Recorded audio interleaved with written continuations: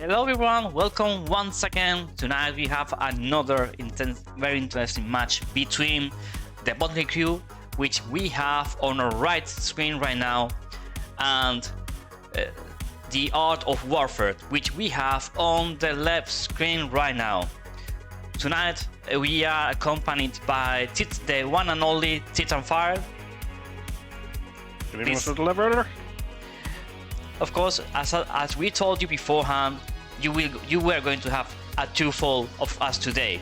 So first, we had a match between 343 against DCS half, and tonight what we have is a match between the TMC and the Art of Warfare. We see both teams are just starting they are just starting to taxi towards their assigned points, and in just a bit we'll be seeing that everything is starting to go up in the air. So first and foremost, let's go and present both teams. On the left screen we have, as we said, the Art of Warfare. These guys are a team that are mainly formed by guys from Europe. They've been formed over 2001 and have teams across many games. The DCS division was formed in 2013, starting with North American branch, and then the branch for Europe was formed in 2015. Previously they've flown over Satal for multiple years, and they also have participated in many community events. And these guys, what they love most of these competitions is the competitive side and being able to fly against the other team, but most importantly, having fun. So for TMC, the Motley crew, these guys deserve the name for the team, like it just fits them as a glove. This squadron is formed by people from all over the world. I mean, UK, US, Chile, Sweden, Norway, Denmark, South Africa, Switzerland, Australia, like mind-blowing. And this team was formed at the end of Satal Diamond League on 2020, so it's very close by, just March 2021, after both Tails and Kingston had departed from their previous squadrons. So Kingston and Tail have both been in Satal teams, but mainly their experience comes from ETF from last season in Diamond League, and Tail have gained his experience from AirTag and number 15 Battle Axis. Together they have been in a major squadron learning the basics of aerial combat together with the majority of members in the squadrons. And these guys, the thing that they most enjoy about DCS competitive is to work in a group and together try through team effort to win against major players in this competitive scene. So I'm very interested to see if TMC, this bunch of weirdos, they will manage to pull off what they are just going for. So Titanfire, do you know anything apart from these guys? Do you have any more information you want to bring us to the table? About which? Both teams. Do you know anything about them, or it's a new? So TAW, obviously, the Art of Warfare, they're well known amongst the community and certainly frequent a lot of the big public servers, the 104th, and you'll see them on Blue Flag quite a bit. So I think a lot of the names here are familiar to me, certainly. TMC, I'm afraid I have no knowledge of before, but I'm very much looking forward to seeing what will happen in this match. Tact-wise, I was with Low Blow a few weeks back when TAW faced Harpia in their opening group match, and my recollection of that was a very closely fought battle. I think it even went down to the last two jets to decide the match, and it was a very intense affair, so I'm looking forward to this. Yeah, me too. And of course, I've been talking with the Motley crew because I didn't know about them before. I was talking with them just to check that the skin that we are seeing right now on the main screen, which by the way, they are looking beautiful. I have some little secrets that, if possible, I'd love to show when the time is right, if it's right. But they did a heck of a job with the skins. I'm afraid that from the side of TAW, they don't have any skins whatsoever to show you guys. But, well, we'll see that if TMC does not only look good on camera, but they also look good fighting against TAW. So both teams are just taxiing to the runway. They are getting ready and just waiting. Titanfire, can we check what's the formation we have for both teams regarding airplanes?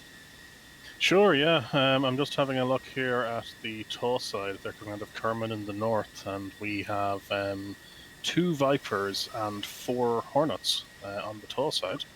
And then, as you're so expertly panning through there, on the TMC side, there are 4 Vipers, a Jeff, and a Tomcat. Okay, so let's check them out and see what's going on with regarding ammunition and such, because so far we've been seeing combats that are very standard in what weaponry they are bringing to the table. You know, we are just used to see 16s with 3 packs and fixed Fox 3s all around, and that's mostly it. But I don't know. I'm just checking out. Let me check camera. I'm just certainly from the TAW side. I've just had a scan over, and they're going with maximum AMRAMs here. Yeah, and seems like for the Motley crew, these guys are just going in for just the standard loadout for all the airplanes. Which I'm most surprised that they are bringing to the table 117 this time. It's not an airframe we are seeing that much lately, you know. Yeah, it's true. It's a good comment, because I think in the early rounds of TACT, we did see it a little bit more. I'm thinking perhaps ETF in particular here. I think had a lot of Jeffs. It was 4 Jeffs and 2 Tomcats from memory. Yeah, you're totally so right. Certainly not in the most recent ones that we've seen. It's an interesting development. I'm loving what TAW are doing at Kerman, by the way. Here we've got like a single line of aircraft, and the Hornets are folding their wings up. Let's have to remember to fold them down. Well, I mean, it's going to be an interesting fight if they manage just to kill guys with that kind of situation, you know? Absolutely, but DCS, it's anything can happen. Well, of course. So TMC are calling ready for takeoff, by the way. Okay, perfect. So when we TAW are putting out their taxi. Let's just wait for. Okay, unluckily. Okay, solved. I was missing something and now I found it. Perfect. So in the meantime, we have TAW just lining up, getting ready for the airframes for takeoff. So this time I don't know what we are going to see from the multi-crew side. What we have is a bunch of 4 16s, 1 17, 1 Tomcat, which is quite a bit of mismatch of formation, and I'm going to be very interested to see how they are going to play it off. While on the side of TAW, we are seeing a much more standard formation with just 2 16s and 4 18s, just as we saw the last match with 3 4 3. They were carrying exactly the same airplane formation. So Titanfire, I think, and I want your opinion here, I think what we are going to see is that TAW is going to play for the long distances. Sorry, TMC is going to play for the long distances, whereas the TAW, they are going to play more towards short distance, you know? Yeah, I know what you mean. Like from the previous round, I'm trying to think back on what the TAW tactic was, and I think with the amount of missiles they are carrying here, you know, 4 Hornets with 10 AMRAMs each, you know, that's 40 AMRAMs plus, you know, 12 on the Vipers. They've got a lot of sticks to throw around. So I think we will see, to reuse a phrase, a liberal use of AMRAMs coming from TAW. So I suspect we will see a lot of missiles flowing about. Yeah, for sure. So both teams should be almost ready to take off, isn't it? No, we're just waiting for TAW to signal that they are ready. They've just finished taxiing now, and they're finally in their takeoff position, but they're not calling ready just yet. Okay, I assume they're just sorting out final details for communications, taxis and such. So just they're now just calling ready. Okay, so Titanfire, please give them the go for it.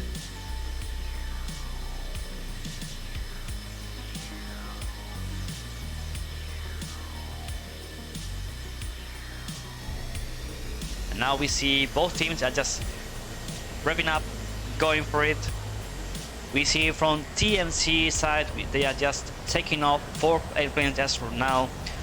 TAW, they are doing the same, 4 airplanes just on, running down the runway. And seems like also TAW, they are going to take off the 2 remaining airframes, they are going just to go them up in the air. And it seems that the Motley crew, it seems that they are going in for having the 14 and 16 in the back area. But we will see just a sec how everything is going to develop. We've seen in the previous match between D3W, between DCS half, of course, 3-4-3, that the distance between the teams is a very important matter regarding tactics, and that's something all teams take into account while seeing how they're going to play out. Yeah, I think you're absolutely right there. You know, we spoke about this almost at length only a few hours ago. Yeah. But you know, we'll see how the shape takes up. We have a very typical TAW takeoff here from what we've seen previously, where all 6 elements, or all 6 ships rather, are airborne together. Just a quick shotgun takeoff, so they're all in the air. And we'll see then where TMC come along. I think they're keeping the Tomcat and Viper on the deck at the moment, holding them back, so we'll get a little bit of separation, initially at least. Yeah, so far it seems that they are going to have just, as I said before, the 2 airframes just going behind, you know, failing. But I'm very interested to see how they are going to manage this out. I mean, of course, having that, oh, in fact, we can see on the left screen, we can see that the JF-17 with Tail and Mercury, they are splitting off to the left, Beanbag Ninja and Dorbert, they are splitting up to the right. And so they are just doing a tactical clump together, just going in for the bubble so far. And let's just check on the left screen, how about the 14s and 16s. So they are now just starting to take off. But it means that these guys are going to have long distance separation. They are taking off just 14 miles after the first group. So let's check for a sec TAW formation. So far they are just going Angel 16. They are just cruising, saving fuel so far. Nothing that much interesting going on. It seems that they are going. Yeah, go ahead, sorry. There's one interesting thing going on, which is TAW Savior has turned back for Kerman and has just let loose an M9. I'm not sure if he's going into land or if this is part of a tactic. Yeah, he's just jettisoned everything. I think he's going to land. Yeah, he's going to land. I'm just checking here. We can check that Savior, seeing that he's going back. Just so you all spectators know, teams are allowed to go back to rearm refuel and to solve any kind of issues whatsoever with the airframes. So I'm pretty sure that Savior did have some kind of mishap. Now he's going back, solve it, and get back to fast to the team. Yeah, absolutely. It's probably, I'd imagine something like INS. That tends to be one of the big reasons to go back. And as you correctly point out, it is allowed in the rules to get an RTB before you enter the bubble. Yeah. And he's pulling all sorts of maneuvers here to try and slow down quickly enough to land. And I hope he doesn't have an accident doing so. Well, I mean, of course, if he crash lands right now, then he cannot take off once again. So just so you all know, okay? So what we are looking now in the left screen, while we see Savior landing and rearming, what we have is TMC has divided themselves between a left side and a right side. So they are using the Tomcats on the rear side just to help the right side, and the 16 Sulfur to help the left side. Let's check out from the TAW side.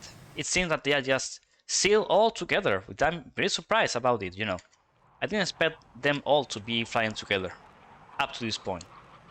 Yeah, I think when we get them closer to the bubble, you'll see them probably take up a wall formation. I think, if my memory serves me, that's what we'll see coming out, or perhaps just a split into the usual elements you'd expect.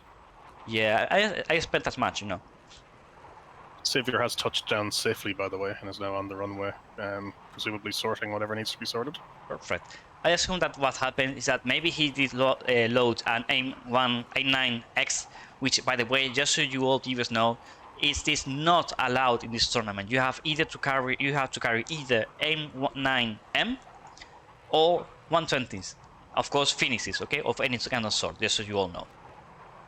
Yeah, I did see that an AIM9 mic came off his rail when he foxed initially. I didn't tally what the second missile was, so I imagine it's probably an INS related or something like that.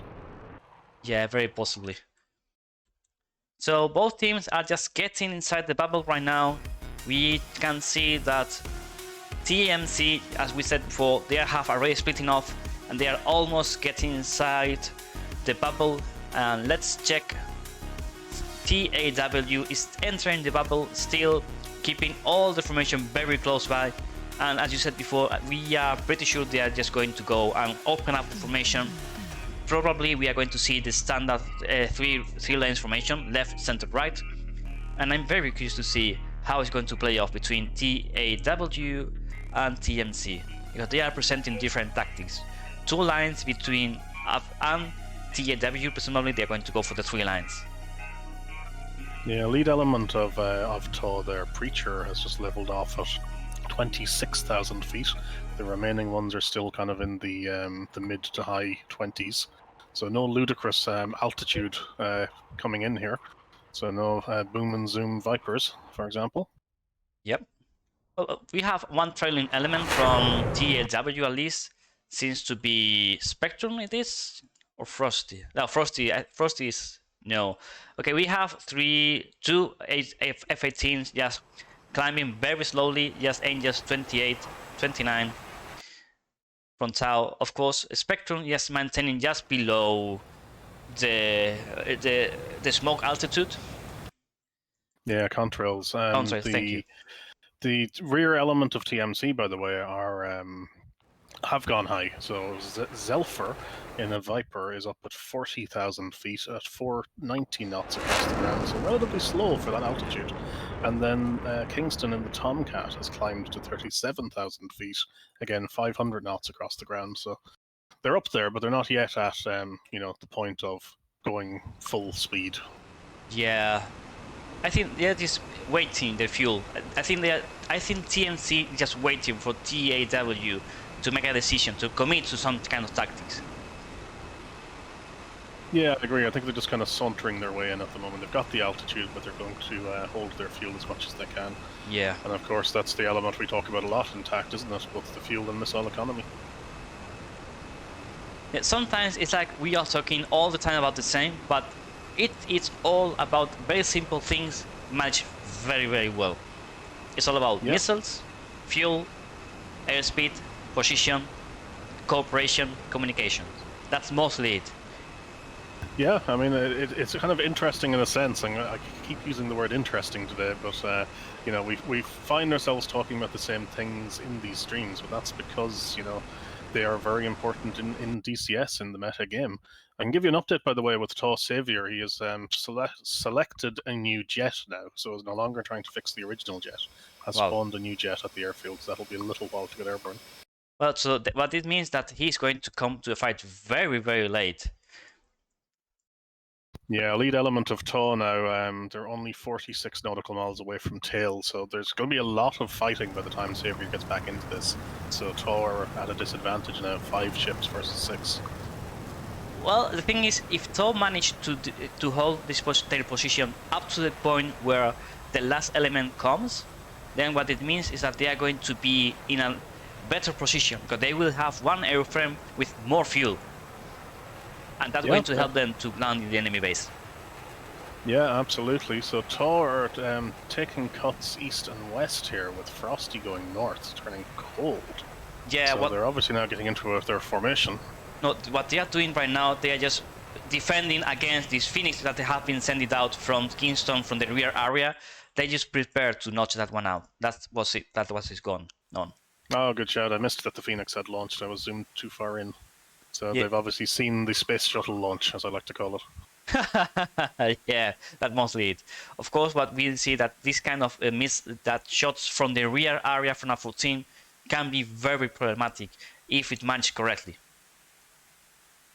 So Janman is asking to get on board of Selger. Okay, let me check him out. It's going to be a fast one. Selger? Where is it? Okay, here. So here's your mate Selger, by the way, young man. Just getting ready to sort everything out. So we are seeing that tail is coming towards, so they are just 25 miles away, while Beanbag is also 25 miles away from TAW, Luminary and Diren. It seems like tail is just going in for the notch, just being as a precaution, so Spectrum and Breach, if they launch any kind of missile towards his way, he can just save some, make them lose their missiles and get everything sorted out.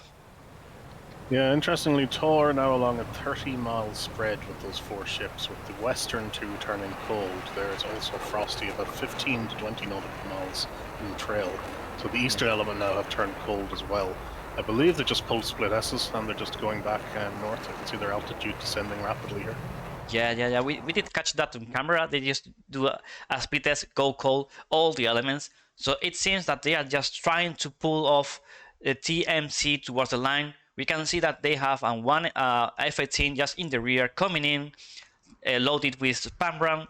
I think that they are going to use this opportunity for Frosty to spam some 120s over the enemy lines for TMC lines, while the rest of the team is dragging all the other members of TMC towards the area. Very possibly, and I think this is what's happening right now, is that they want TMC to get out of the bullseye area. Just so you all know, gents, this area is very mountainous. You can see it with the height lines.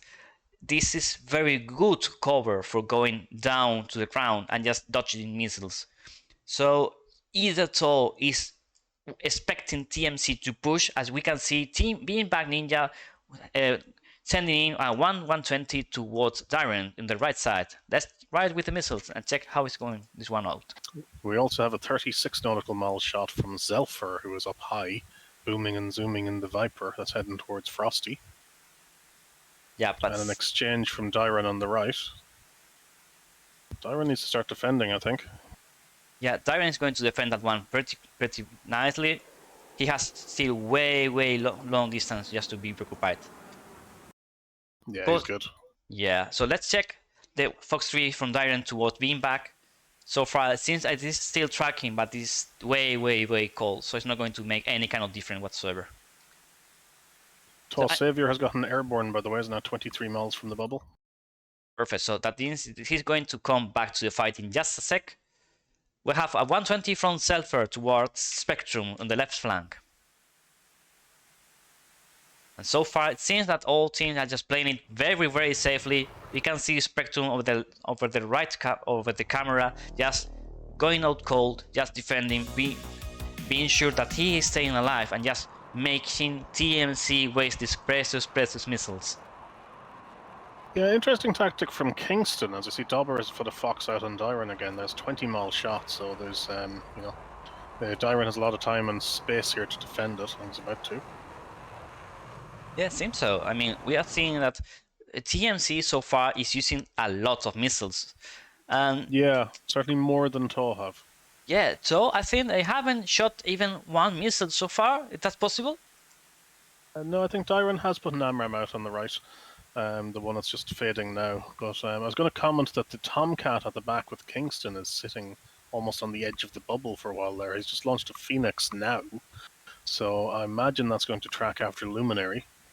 But the thing is, I think Kingston doesn't have any kind of human radio whatsoever. So I'm pretty sure this Phoenix is not going to even track whatsoever. Correct, yeah, there is no human Rio. That's Jester in the back. Yeah. So you can see 120s from Mercury going towards Frosty. Seems to be tracking. Let's ride with the missile. No, it's not tracking at all. One Selfer Fox 3 towards Spectrum over the left side. It's still tracking. Spectrum is one shooting Selfer at a distance of 10 miles. So this distance is going to be one that you have to start being very preoccupied with how you defend. But seems that Spectrum is still defending it correctly. It's becoming very close to comfort. Seems to be still tracking. Okay, he's going to outrun the missile. Yep, one missile goes to the ground. So let's check the right flank. It seems like what we have right now is the Phoenix is tracking Luminary. It is tracking, for reals. It looks like it. Yeah, it's defeated so far. Yeah, he managed to defeat it. So 120 from Dober in the left flank towards Diren. That's right with the missile. So far it seems that Diren is defending correctly. Yep. So Diren has managed just to pull off, and he's outrunning the missile. It's getting close, too close to comfort, too close, too close, too close. Oh, good defense over there, mate. Good work. So let's keep on checking how it is going on over there. So we have 120 from Mercury toward Frosty on the left flank. Let's check. Frosty is just defending the missile. He's just going down, going full throttle, just trying to guide the missile towards the ground as fast as possible. I think he's going to do a good work defending. Yeah, I think he'll be okay here. I'll use that terrain. Second armor I'm out on him as well. Savior, by the way, has entered the bubble and is now 37 miles from bullseye. Missile exchanges on the right. Diren may be in trouble. Let's check. Just passed under him. Wow. Okay. Dangerous Phoenix. 13 mile Phoenix shot on Luminary, but Kingston needs to defend from this AMRAAM. It's only about 3 miles out when he started defending. Similarly, Diren and Dober are exchanging at about 8 miles. I think we're going to get a kill here. We might. Seems that Phoenix is not tracking at all. No, it's not tracking, I'm afraid. And Dober is down. Diren with the first kill. Good work, Diren, over there. We missed the kill, I'm sorry, guys. So, Kingston is being purchased, is being followed by 120, but he managed to defend it altogether. Tail, he's sending SD-10 towards Breach, and right now they are exchanging missiles. Also, we have a 120 from... Okay, this one is going to hit. Okay, we have... Spectrum did kill and managed to defend the missile. Okay, this is starting to fall off for TMC side. They are just 4 guys up, whereas TAW, they are still 6 guys up in the air. So Beanbag seems to be defending correctly this missile. Is going to outrun the missile. Yeah, this missile is entirely defeated. Okay, so what more do we have? So right now, okay, so what we can see is that right now Frosty and Breach, they are just going in for Mercury and Tail. Tail is going in for seems to be getting ready to commit on the left side. Let's check it out. So yeah, 120 Preacher and Frosty both foxed on Tails. Luminary is foxing on the Tomcat on the right on Kingston. I think the Tomcat is going to die here. Okay, let's go. Yeah, seems that he's going to be in a very, very, very tight spot. He doesn't manage to defend this one. Tail is defending, and seems that he did manage to defend. Okay, we did catch that one. The 14 from TNC that side is gone. So now we have a Fox 3 from Beanbag towards Luminary. This one might be a very, very dangerous one. We have an exchange of Fox 3s over the right side. Okay, Beanbag missile is not tracking at all. Whereas Luminary 1 is tracking. One more Fox 3 from Beanbag. And Beanbag is down. But Luminary managed to defend the missile. Okay, now we have a 6 versus 2 element right now. Fox 3 from Frosty towards Gel. And also we have a Fox 3 from Breach towards Mercury right now. And seems like Tail is not going to be able to defend. Okay, so Tail is taken down right now, I'm afraid. So now Mercury has to do all the hard work. Now is his time to shine. 1 guy versus 6. So he's got 3 AMRAAMs, he's fine. Yeah, I mean, I think you can pull that one off. I mean, you still have guns and such, you know. So let's see he managed to at least take down any member whatsoever of TAW. it's going to be interesting to see if he managed to do something right here. I think we're seeing a very impressive show from TAW here, because 𝐓𝐔𝐓𝐄 obviously had to RTB and is only now getting to bullseye, so that was effectively a 6-on-5. And Yeah. those 5 TAW ships basically taking out 5 TMC while, you know, a ship down. Yeah. I mean, of course, what we were talking before when we are presenting both teams, that TMC, even if they have 2 members that they know the ins and outs of how to PvP, of course the team is a new team, and that means that of course they are going to have a hard time just getting everything sorted out for the match. But of course, absolutely, these guys, the Motley crew, these guys, there's one war that they did win before even the match started. The mean wars that we had over the Discord. Mercury is gonna eat it here. Okay, so Mercury is down, I'm afraid, guys. Oh, he's taking someone with him, maybe. No, I was zoomed in. No, I'm afraid it is not. Yeah, in Part 33 we are just in first round, and it just come in just up to the point where the TAW did manage to shoot down all of TMC team, and what we are looking now is just TAW and the entire team is just going towards the enemy airbase located in the Bandara Pass. So now what happens now is that sorry, TAW, in order to win the round, they have to land over the Bandara Pass airbase, and if they fail to land correctly, then, well, this round might go to a draw, but so far we haven't seen any kind of problem whatsoever with that kind of thing.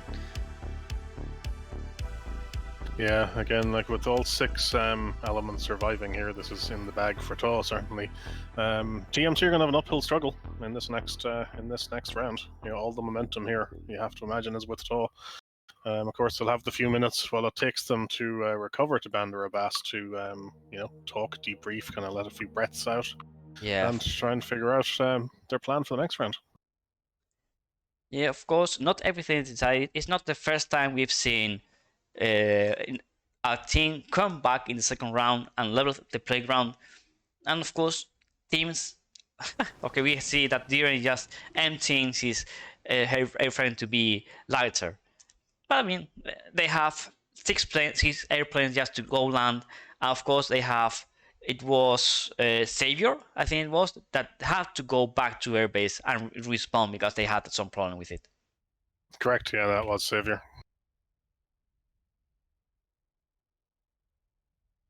So Impact is telling me that I can just say TAW, by the way. Well, I do like my pronunciation, my way of spelling it, TAW, you know. But thanks anyway. So of course now we are just waiting for TAW or TAW for coming back to Bandara Pass. And in the meantime, Titanfire, please, can you give us any kind of your impression of this first round?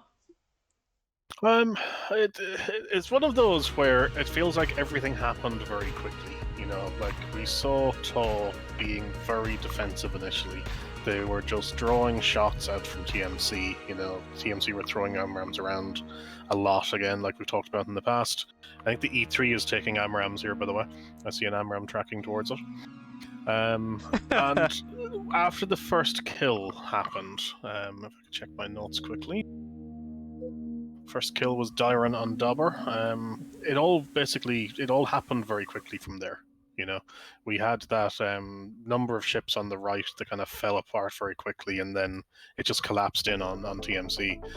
So I think we saw a lot of aggression from TAW. We saw them, you know, start defensively, and again, that one person down, it makes a big difference, or you know, should. So they they just found something that worked and just kind of pressed their advantage. You know, when they leveled it, you know, after the first kill. Yeah, and these guys from TAW, they want to kill them all. I mean, just so you all know, of course, the AWACS is not invisible. No, we've seen this a few times. As the crew all bail out of it at the moment with parachutes. I thought it was invincible, you know.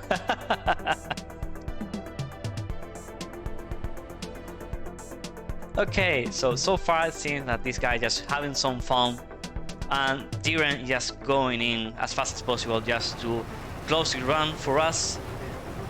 And of course, as you all know, guys, what we need to see is that at least one airframe from TAW side lands correctly in the ground in order to win the match. Of course, they have 6 tries, so it's not going to be any kind of problem whatsoever. I hope, at least. Indeed, we did see somebody fence in the match earlier this evening. So it's always a guarantee, but Diren is only 5 miles out now. Well, you never know. I mean, it was an interesting view beforehand when we saw in Titan Fire stream between 343 𝐂𝐄𝐒 against DCS 𝐓𝐔𝐄𝐒. What we saw when 343 just managed to land perfectly, just touching the fence on the base. Okay, so let's check it out. Seems like we see that Diren is going in for a very just up to way too much speed landing, but since he's going to manage to get it down, control, and safely on the ground. So with that means that this round will go towards TAW. Okay, let's wait for him. 170 knots as he touched down. Yeah, I mean, what we are seeing is that they have to take. Of course, I don't know the exact rule in this sense, but as far as we know, that they need to put one airframe in the runway, control in the runway. If not, then what happens is that they are not lose. They might draw the match because you have to land correctly in the round in order to pull this one off. Yeah, we speculated on this earlier and have done a number of times with that landing rule, but I suspect, as you say, that it needs to be a safe landing. You know, just that you touch wheels down if you're off the end of the runway and explode. Well, that's not a successful landing, is it? So I think it is the case that you need to roll out successfully. So it's logical at least, and Diren has achieved that. So I think that is safe now. Yeah, so as Derdo said that he's always for landing surprise, well, this time the surprise was he did land perfectly normally. That is something to say. Okay, so what it means is that this first round goes towards TAW. So congratulations for your first round win. Xavier has touched down on the opposite runway there. Well, so they are just going in for the fun factor, isn't it? Yeah, I think so. So his landing is better than your PVR fighting beanbag for reals?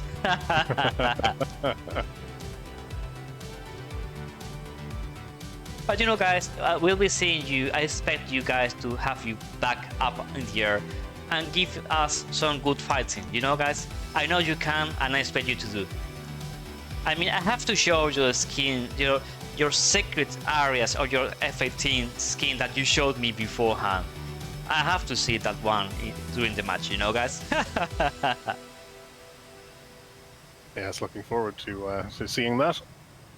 Well, just so you all guys know, of course, we are just now waiting for the TAW to finish landing. They are almost all landed out, and when they are ready, we are just going to do a restart of the server.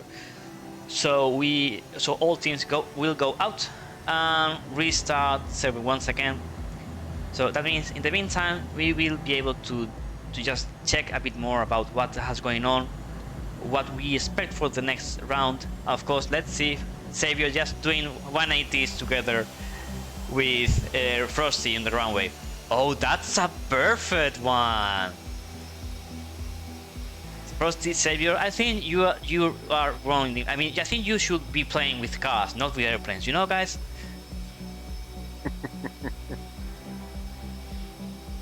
Okay, so now we are just waiting for Breach and Luminary to take that to land. Luminary is in ground control, and Breach just on final stretch of the getting ready to land. So well, what that means, guys, is that we'll be going for a brief for out of the server, discuss a bit of what's going on, and then we'll be back in a sec. Both teams will inform us when the next round is starting, but we expect that's going to be around 5 minutes from now. So you guys, if you are needing of a beer, now is the time to go for it. So guys, grab your favorite beer, sit in front of the screen, and just in a few minutes we'll be back together. So we'll go to the pause for a sec and see you back in a moment.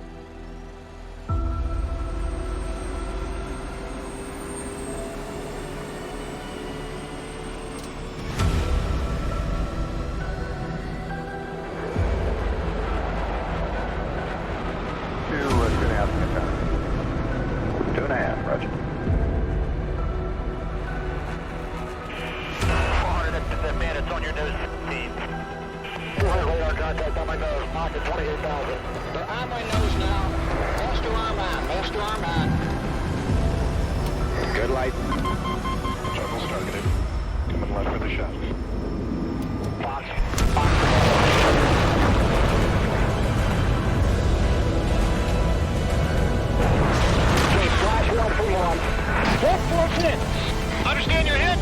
Fox. Flash one. Left, right. Take right. Merge.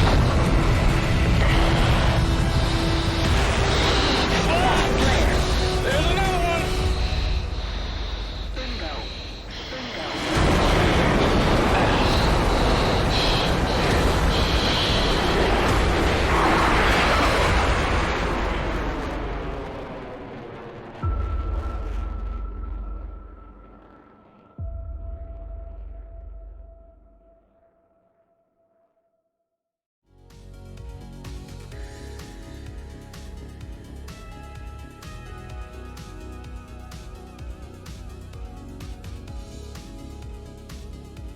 So guys, we are back.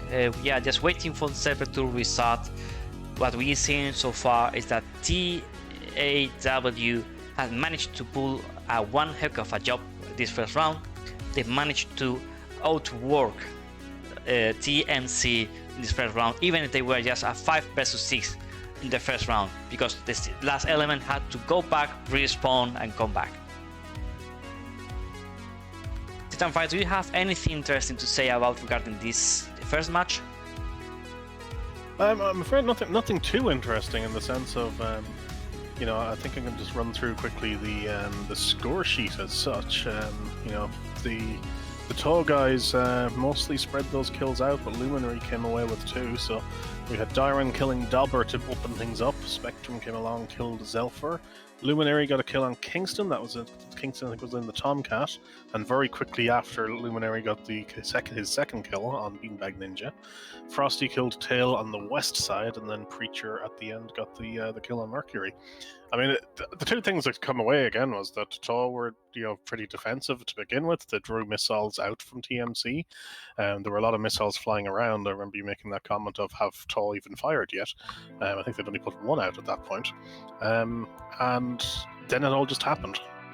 After that first kill, it just happened very quickly that jets just started falling. Yeah, indeed. I mean, that kind of tactic, I think we haven't seen that tactic before in this tournament. Just waiting for the enemy team just to waste all the missiles, so they start the fight in a superiority, in a better position regarding both missiles and fuel. Yeah, I think, to be fair, we've seen a few squadrons be defensive at the start. Oh, really? To draw shots and try and, you know, basically get that advantage. I remember 104th's first match. I think they were quite defensive to begin with. Similarly, I think SF in their first match, that were drawing a lot of missiles and being quite defensive, and then kind of turned around and became very aggressive. But you certainly don't see it quite often. But it's effective. Well, I didn't expect it up to that point, you know. I've seen it as the first part of the match, but for half of the match, more or less, up to the point where they now decide to go all in, I didn't expect that at all, you know. But yeah, but so far, I think that's the most interesting thing we've seen in this first round. So while we are waiting for teams just to restart the server, get everyone in and such, just a shout out to the new followers we have on the channel.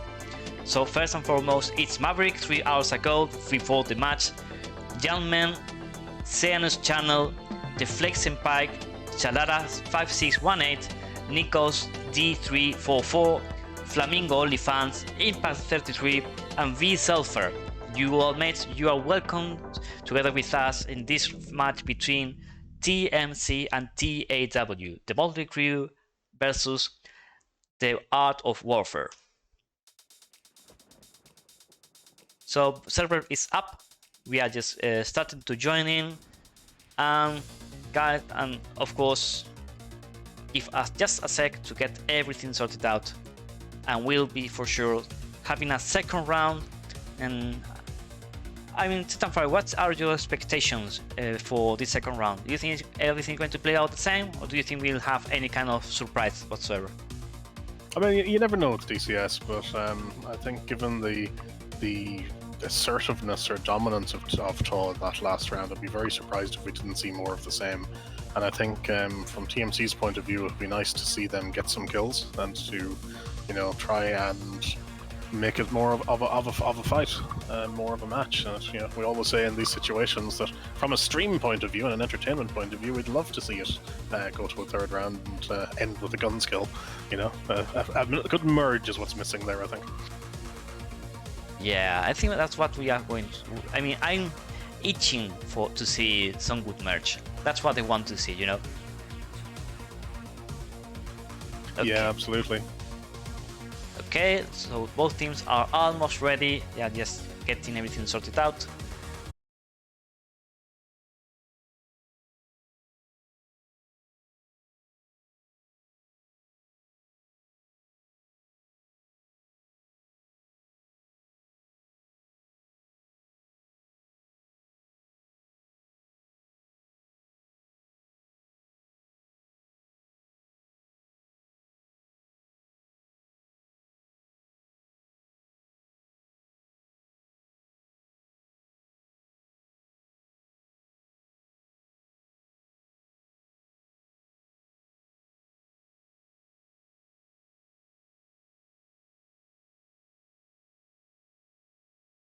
For a sec.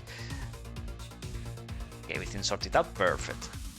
Okay, so we see that we have the team just getting ready, and let's check them out. So what do we have? On the left screen, what we have right now is TAW, whereas in the right side of the screen we have once again the Motley Crew TMC. Oh, really? Saying that much abbreviations is making my mind just go mushy, So what do we have for a lineup this time? Can I interrupt you for one moment? Yeah, sure, please. I think you had a stream outage for a minute, but it looks like you're just back now. Obviously, the stream delay meant we didn't see it, so that's good. No, carry on, sir. Okay, thanks for checking it out anyway. So let's check what we have in both sides, right, shall we? So it seems like this time for TAW, they are just going in for the same kind of formation, just 4 18s, 2 16s. Whereas for TMC, they are running, of course they have more guys, as we said, way too many, because they are just getting ready in case any kind of disconnect at all, okay guys? So of course, one of the things I love from these guys, TMC, that the work they've done with the liveries, I think this is a very, very great job. They have all their planes looking good and dandy, and that's something I do enjoy, if you are going to put it on show, then better do it looking good.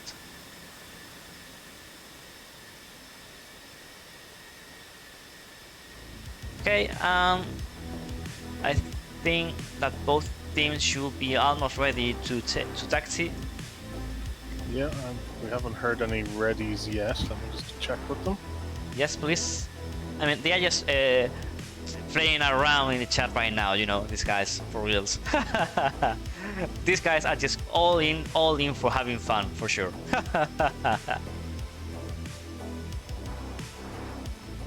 Alright, TMC are ready to taxi, just checking with TAW.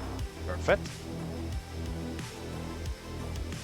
In the meantime, a shout out for the new 2 followers, OTP Mouse and G3R Striker. Welcome abroad, mates. Okay, TAW are ready to taxi. Shall we give them the go to taxi? Yes, please. Let's go for it.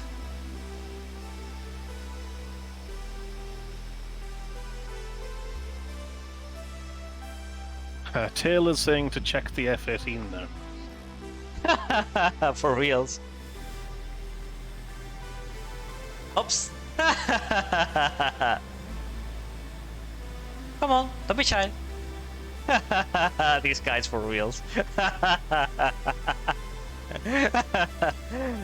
This is TNC, of course, this guy, the Motley crew, this is the staple thing, you know, just playing around, having some fun. These guys are all for that, for real. I mean, I went in with them just to check that the skins were working correctly. Well, let's say that it was the 30 minutes of my life that I was just scared of what they were going to do during the match, you know. These guys, they're a very, very fun crew to hang around with, for sure. Okay, so let's set both cameras ready for the takeoff. So now, of course, we all know that. Well, sorry for all the viewers that don't know so far. First round, we had, and correct me if I'm wrong, Titanfire. We had on the blue side that this spawn of a Bandar Abbas, we had TMC, and now we have TAW spawning from Bandar Abbas. And correct. And now TMC is just going for the northern side. That I don't remember the base. I'm Kerman, sorry. Oh, Maverick! Thanks you, mate, for the host. With the 80 spectators that we have. Thank you, mate. And all the guys coming in from the previous match from the TACT21 tournament. Welcome aboard. You are just perfectly timed. We are just getting ready for the second round between TMC and TAW, the Motley crew against the Art of Warfare. First round was won by the Art of Warfare, and this second round we do want to see something interesting going on. I think I want to see TMC coming back with the clutch, getting us surprised, and I'm waiting. I'm really, really eager to see a third round from these guys. And seems like TMC just getting ready, the runway that they are just lining in. Let's check them out. Contacting a Kerman, TAW are calling ready. They're on the ramp at Bandar Abbas. Sorry, on the runway at Bandar Abbas. Okay, perfect. So let's do a final check once again what we have in both sides. So far TMC just getting ready, is still taxing towards it's still taxing towards runway. Right now we have on the left screen TAW line up with 4 18s and 2 16s on the back. TMC, what they are carrying right now, it seems to be, and correct me if I'm wrong, Titanfire, 4 16s, 1 17 and 1 14. Is that correct? That is correct, yeah. We've just had the 2 disconnects from the extra aircraft that had connected in case of any disconnects at the last moment. So everybody seems to be stable here, so we are left with 4 Vipers, a Jeff, and a Tomcat. Of course, we're seeing with these Vipers a not uncommon tactic of waiting until you get on the runway before rearming. Yeah. Okay, and Osbornex, thanks for that information. I'll be sure to check it up and come up with a better way to show the rounds. So just for the viewers, in case any kind of doubt, what we have on the top area, we have the rounds. Of course, the left side we have TMC logo, the right side we have TAW logo, and now we are going. The first round was won by TAW. That's why we have in the first round we have the logo right now. You can see, okay. And in the second round is going to be started in just a sec, and that's what we are looking forward. Just a moment, we are just waiting for TMC to finish lining up, and we'll go to there in just a sec. So Titanfire, can we check the weaponry of the airframe? Do we have anything kind of different or interesting to note? Not as of yet. Last I checked, and I have to go back to Bandar Abbas in a moment, but I think TAW were doing the same loadout of maximum AMRAMs, so that would be 4 Hornets with 10 AMRAMs single bag, and the 2 Vipers with 12 AMRAMs between them. I'm looking here at TMC up at Kerman, and it looks like the Vipers are taking the usual 3 bag, 6 AMRAM loadout, Jeff with 4 SD10s, 2 of the PL5s, and then the Tomcat with 6 Phoenixes, so pretty standard. Yeah, I mean, loadout seems to be not that different between teams, you know. It's something that I would love to see different loadouts for different situations, but currently DCS doesn't allow that much to imagination, you know. Maybe it's just the kind of tournament, but I don't know. Just everyone is carrying exactly the same thing, you know. Well, I think we could probably have like 3, for example, 3 loadouts we're seeing on the Hornets, and that's probably the most variety. Tomcats are always taking 6 Phoenixes, Jeffs are always taking the same loadout, but the Hornets, it comes down to, you know, will you take 1 bag, 2 bags, or 3 bags? And typically, if you take 2 bags, is it an ugly configuration, or is it just on the wings? Yeah. Okay, so both teams seems to be almost ready to take off. Yeah, we're getting a TAW not ready from Spectrum there. I'm looking at Dyron, and at the moment he's configured for 4 AMRAMs in a single bag. I get a feeling that this may actually be just a little bit of shenanigans. Okay, TMC is ready, they seem to be. Perfect. So now we are just waiting for TAW to get ready and start the match. Yep, so Dyron has now loaded the usual standard Viper loadout, exactly as we were just saying. Yeah. And I'm not seeing any TGPs in use, by the way, across any of the jets here. Well, I mean, TGP, as we discussed, not something that... Okay, we both... So, all teams are ready. Titanfire, please do the honors, and let's start this match.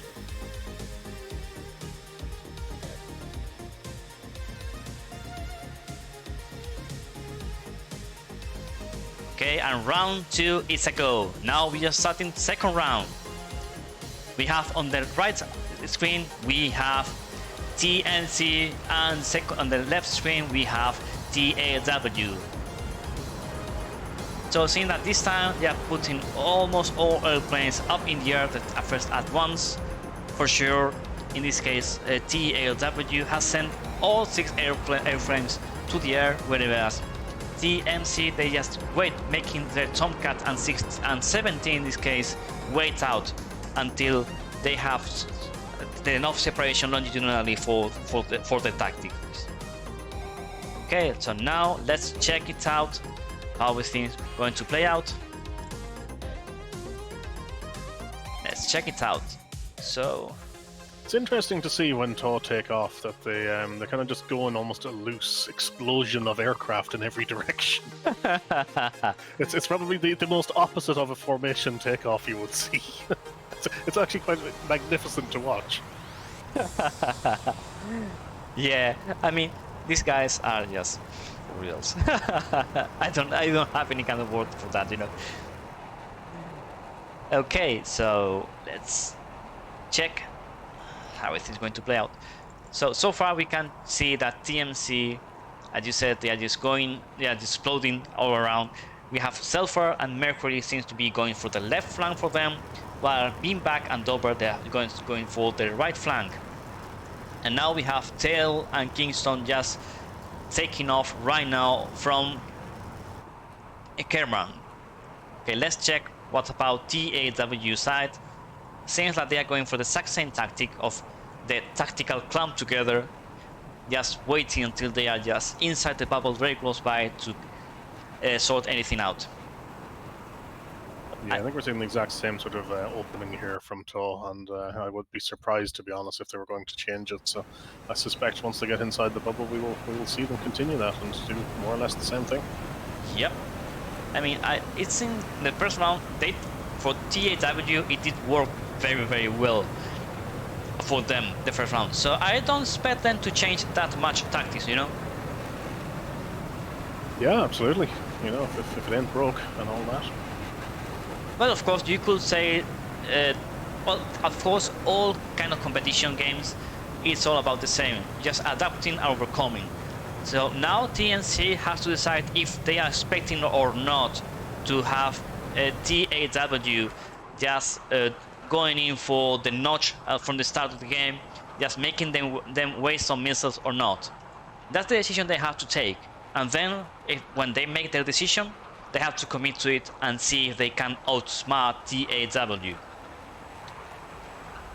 Yeah, just in terms of some nice visuals while we get towards the bubble and into the fight, Dyron is holding a pretty close formation with Preacher in the lead of TAW there. That's it. I mean, of course, we all love some good airframe formation. And come on, guys. I love seeing this. I mean, one thing more of this, guys. Yes, please. As much as possible. And I'd love to see an even tighter formation, as in having all airframes from the entire team all clumped together in a single formation. And I mean, that would be very interesting to see if they can pull off going in all together and then spraying all around the combat area. Yeah, there's only a couple of squadrons we've seen actually, you know, formate fully on their way in and out. And one of them that come to mind was the 14th, when they had their match against the 343rd some weeks ago. They developed, or they regrouped into a 6-ship before spreading out into their wall. So I think, I was just checking the schedule there as you were talking, I think you're actually streaming their match in a couple of weeks' time, Deliberator against DCS half. And keep an eye out for that, certainly, as they approach the bubble. Okay, let's check how these guys are going. So far, seems that TAW is just going in for the close tight formation that they went beforehand, whereas TMC is just going in for the same kind of tactics, just having a right flank and a left flank. In this case, since that they are maintaining a closer separation, just 14 miles between the lead element of the right flank and the trail element of the right flank, Kingston. And in their left flank, they are just 12 miles apart, with Mercury and Tail flying together in this scenario. And so, as before, they are just flying in close formation, getting into the bubble, and I expect them just to do as before. Just go for the notch, mile 60, defend the possibly incoming missiles from the 14 that they are expecting, and then wait, do the waiting game, and commit once again. Yeah, of course, the one big difference we see in this round versus the first is that for TAW, Xavier had to return to base before getting to the bubble. So they were fighting as a 5-ship for, well, the whole round. I think Xavier caught up with them by the time it was over. So this time, with 6 elements entering the bubble here, it's definitely an advantage. Yeah, for sure. Well, we saw that they can manage 5 versus 6. So we were talking the previous match when we were doing the 3-4-3 against DCS half match, that even one airframe can change the fight if not managed correctly. And that's absolutely, yeah. Yeah, and that's something that we've seen that TAW is not struggling so much with it, you know? That's something that surprised me a lot. Yeah, it comes down a lot to you know, those same things we talk about with every match in terms of experience and being able to stay in a good proximity to your teammates, so that, you know, when you lose an element, you suddenly don't have a big hole in your line or in your ranks or positions, you know, that can be exploited. And certainly we've seen that earlier today with the 343rd being able to capitalize on those kind of isolated elements. I think we've seen it in some other matches recently too, and I've been watching, you know, all of the matches being streamed, you know, watching back on the VODs as able to. And we see it a lot of the time. You know, the more experienced squadrons tend to be able to go, there's a gap here, push and exploit, and then you know, that one loss becomes 2, becomes 3. So guys, now we are just getting almost ready for checking some finishes all going all around. We are at mile 70 at this start time, so seems to be starting to spread out. We have on the left flank, we have Bridge, Duran. In the center area we have Luminary together with Frosty on the rear. Right flank we have Spectrum together with Savior. And now for the TMC guys, we have on the right flank. Okay, we have one finish from Kingston on the air. That's a mile 83 shot. I would be very surprised if this one hits off, and more so knowing that they don't have any kind of human reel whatsoever with them. Yes, I'm kind of surprised that that shot has been taken. 39,000 feet, 527 knots across the ground. Like, you know, high, fast, but not ludicrously so. And that is a ludicrous range to go for. And I think you really need the human reel to get that on target. You also need who you're shooting at to be at similar stratospheric altitudes.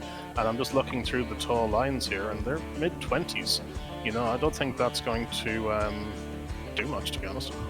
Yeah, me too. I think this is going to be just a wasted finish altogether. Of course, we can see that it is doing very strange things on the view on the bottom right corner right now. And I don't know if that means that it's still tracking or not. I mean, it seems like it is not tracking at all. I don't know. Yeah, so I think it was one of Lowblood's streams. He made the comment watching it that when you see the missile do that kind of a nod, that it has lost tracking. But we will see in a moment where it goes. So the missile is currently 40 miles out, 40 miles, and TAW are now going into a notch, turning. So that's trashed. Yeah, that's trashed for sure. And that's why, guys, you have to know who is in front of you. When you know who you are facing, then you can decide on tactics. And you can see over here that TAW just went for the notch, just went out cold, and just made that aim, that finish totally stupid. I mean, this finish just got wasted just from the start. So now, of course, TMC has one less missile to do the fight against TAW. And the other thing is that missile hasn't even made it to bullseye yet. It's like 600 knots and slowing rapidly as it descends down through 42,000 feet. I mean, that won't make bullseye at this stage. It's 10 miles off it. Well, that's the thing. Even if TAW hadn't turned, that never had the legs. Didn't have the energy.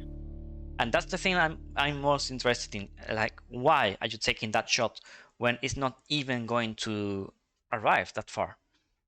And if you're going to do it, then commit to it. Make it happen. As in, okay, waste some fuel, take some altitude, and send it out. So it has a best possibility to commit, to arrive to the target.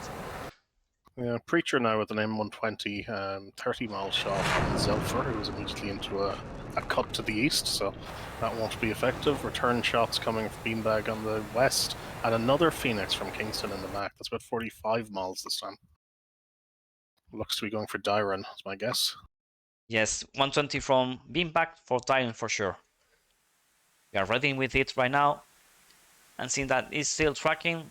So far, we have a 16-mile shot, still 60 miles for missiles to arrive, but I'm pretty sure that Darren is just going to defend it, no problem whatsoever. And of course, you can see that Darren is just going in for the dive, while the missile is still tracking, but it seems that it's going to be an easy one to defend.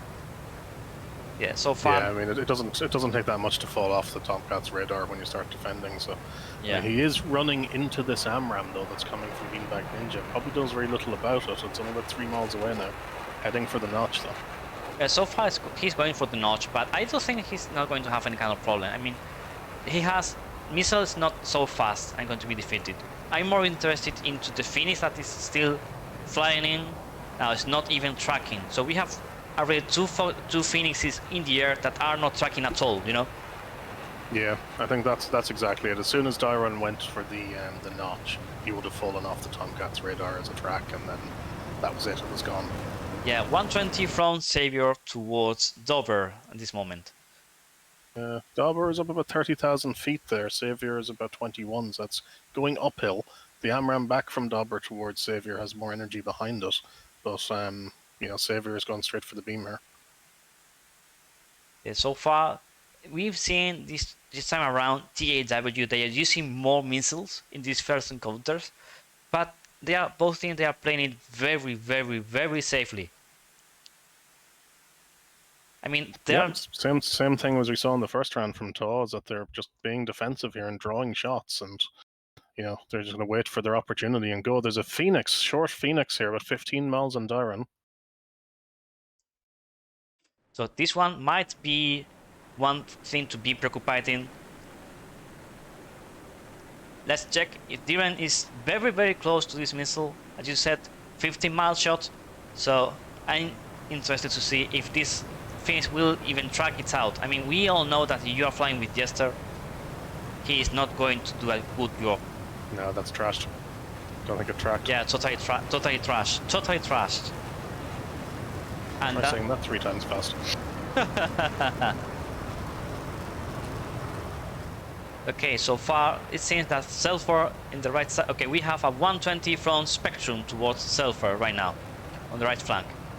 Yep, and on the left flank, Beanbag Ninja has been AMRAAM on Dyron from about 12 miles. That's about 22,000 against 15. Sulfur seems to be defending this one very, very hard. Dyron isn't defending. He's not, for real. Just now he is. Yeah, this could get close. Oh, that was close. Okay, sorry he guys. Is okay. Sorry guys for not grabbing that one camera. My bad. Beanbag Ninja with another AMRAAM close on Dyron. This will be close. Possible kill. It's terrained. Oh, good work with the Dyron. I think Beanbag Ninja's going to burn him down now, so Dyron is probably going to get taken out of it. He's got separated from Luminary. He's 20 miles away. So now we have TMC on the right screen, and we have Dyron. Okay, good kill Dyron from is down. Beanbag Ninja. Did manage to kill Dyron on this side. So now we have a 5 versus 6 favorably to TMC. So now this time around they are doing their work. Okay, right flank TW Spectrum at Fox 3 towards Sulfur. Sulfur seems that he's trying to defend as hard as he can, but I don't know if he will manage to do so. He will. Okay, he managed to notch the missile. Good job over there. Yeah, Xavier is getting close to the Kingston and the Tomcat here.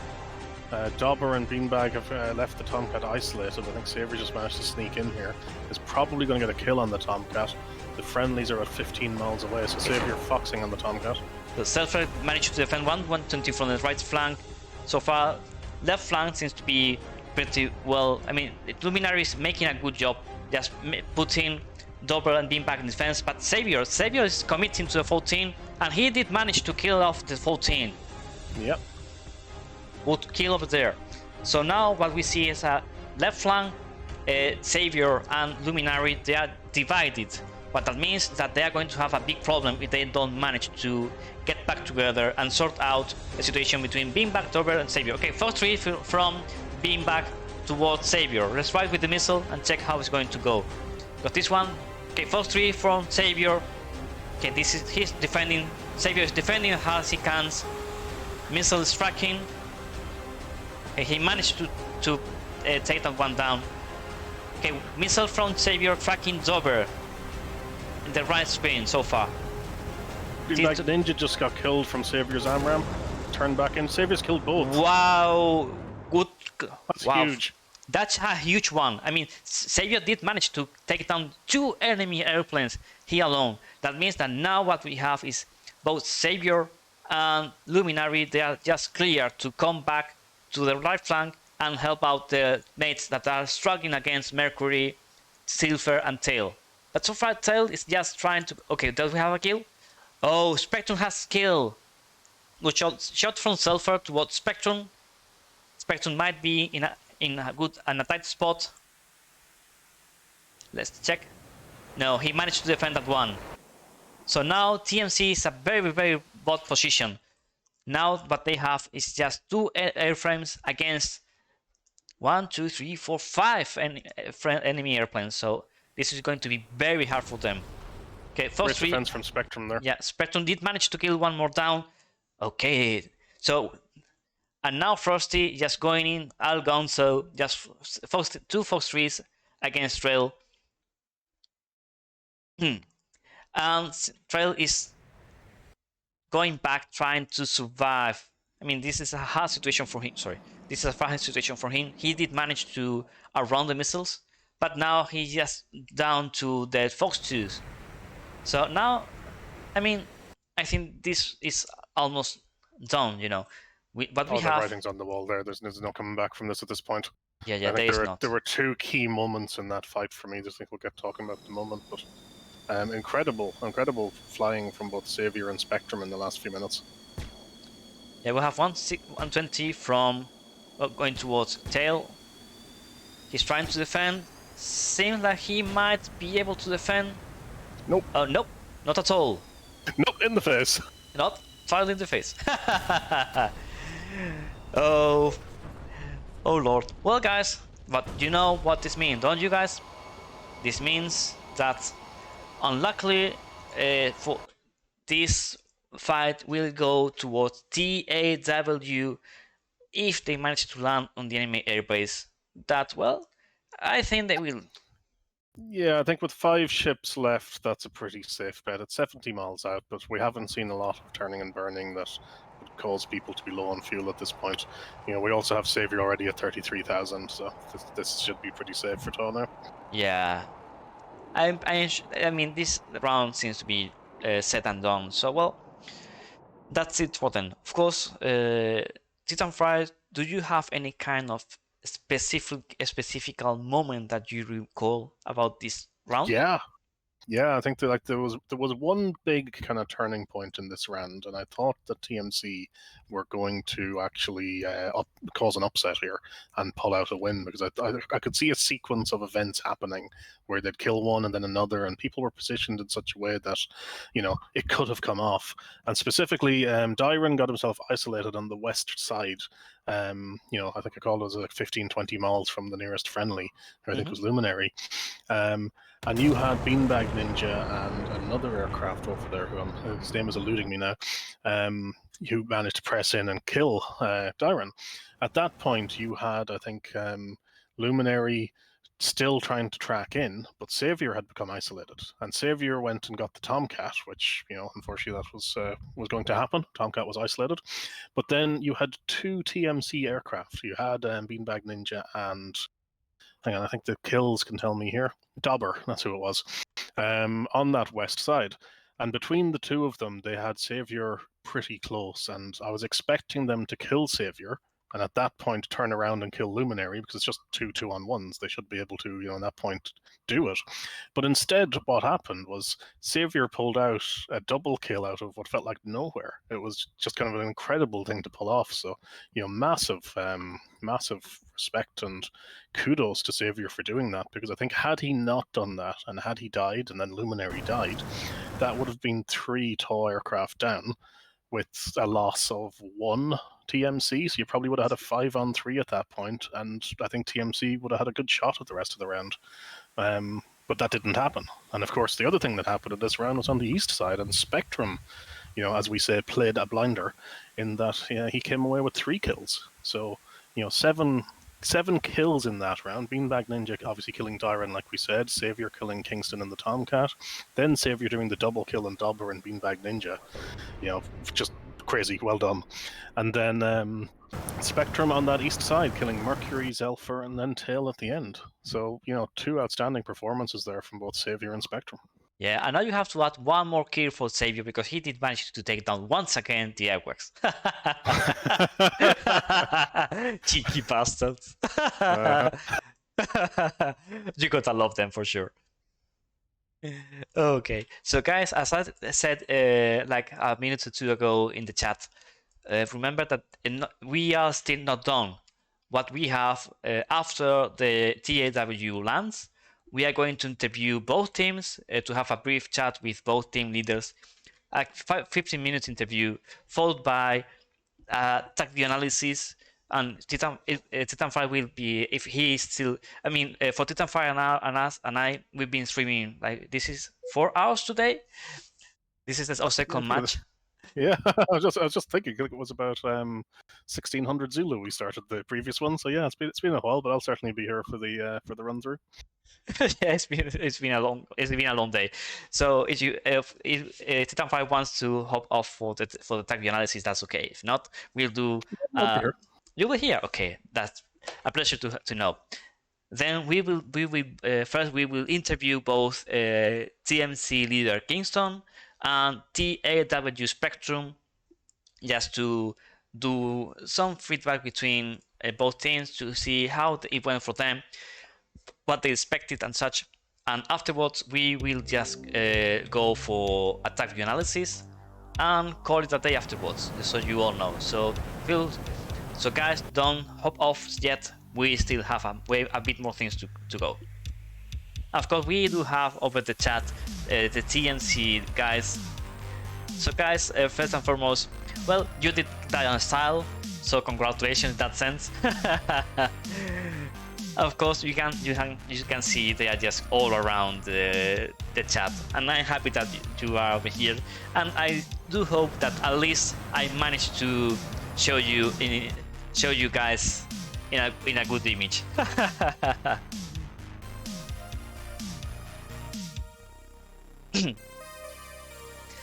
So Xavier has just arrived over Kerman now. Is doing a big split S down to the airfield. Yeah, seeing that he's going for for what we expect to be the normal entry. When it comes to TAW, I wonder if there's such a thing as a normal entry. Well, unless they go for a fencing, then I'm ready for everything. No, I think 𝐓𝐔𝐄𝐒 is going to take that title. Yeah, for sure. I mean, the best landing of all the tournament goes for Unamusuke, for sure. Okay, so of course, TAW, they're just getting ready to land. I'm seeing Frosty doing all the maneuvers here to bleed speed off. Yeah, followed by some nice flares, a spectacle, just to, well, top it off, you know. It's a shame we're not seeing a big formation come in here, to be honest. That's something, again, we've talked about, that seeing formations are just a nice way to kind of round off, you know, both streams and the visuals, and show off a little bit of flying, you know? Yeah, for sure. And it doesn't take a huge amount of effort either, I think, to do it, especially in the situation with so many aircraft and people of this level of experience and skill. Yeah. I mean, but that's something. I mean, of course, this is the first iteration of TACT21 tournament. What it means is that from here we can only go up. And I'm pretty sure that now that the teams do know that we are looking for them just taking down and commenting on that, I'm hoping that in the future what we are going to see is teams going for a nice formation landing just for the views, you know? Yeah, exactly. You know, it's like, yeah, again, I kind of said this a few times in these fights. It's just a little bit of airmanship around DCS. You know, like, it's a game. Come on, we all know this, but at the same time, it does take some finesse and skill to do it. So, you know, why not show it off? They have the ability. Yeah, they have the ability, and we all love to see something interesting on the end of the match. You know, I mean, taking down the West, okay. That just, we all know that's something you all guys are going to do. But well, some formation landing. Oh, in fact, we do have some kind of formation landing right now between Spectrum and the 18. some kind. I'm not prepared to call that a formation landing. I think that was two ships for landing in trail where the Hornet sped up. Well, I'll buy that one, you know. I think it's a generous statement, but okay. Okay, so guys, of course, TAW have managed to get in the ground. All airframes are under control, so that means that this second round goes towards the art of warfare. And what that means is that also this match has been won by the guys over TAW. Just remember, guys, this is not the end yet for this stream. We will interview both team leaders in just a few minutes when they get all sorted out and ready to the interview. Yeah, of course, that win is now TAW's second win of TACT, so that is TAW through to the knockout stages.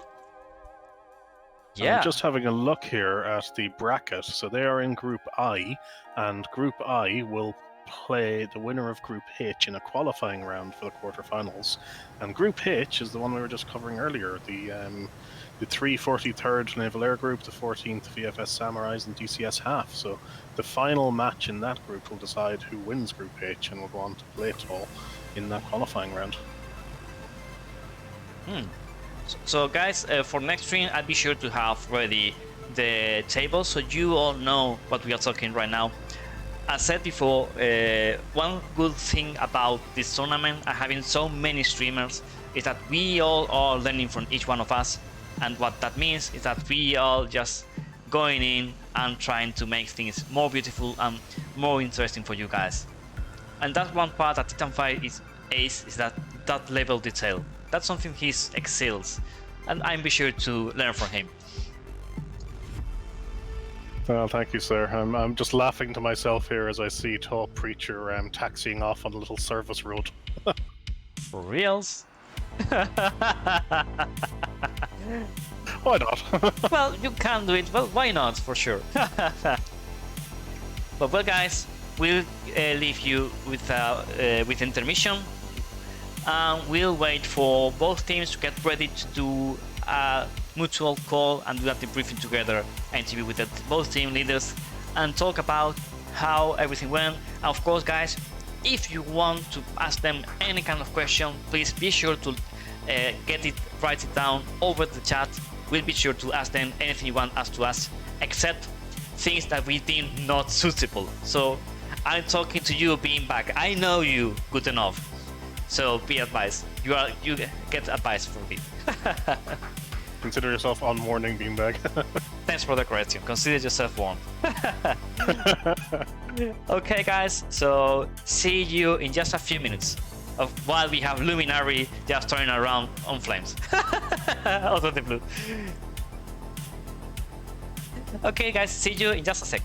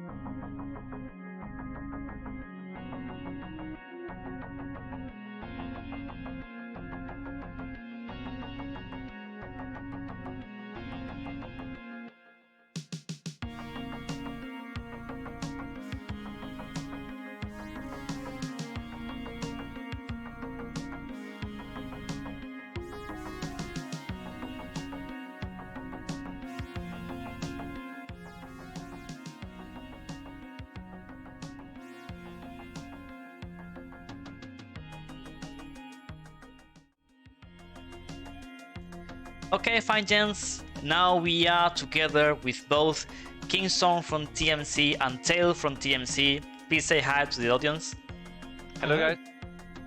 And we are also together with Kingston from from Spectrum, with Spectrum from TAW. Please say hi to the audience. Hey everyone. Of course, we are together with Titanfire and I, together with both team leads, and of course, we wanted to know what did you expect of this fight for both teams. And please, TNC, you will be going last because I know already what's going to be your answer. And so, Spectrum, please tell us what was your view for this match. So I mean, we knew obviously TMC being a new team, it was kind of hard what to expect. But we were kind of, I suppose, expecting like diverse airframes, and yeah, we know obviously some of the guys had flown in SATOR before, so yeah, we knew they were going to be at a good level. So we expected a good fight, and I think we got one in the end.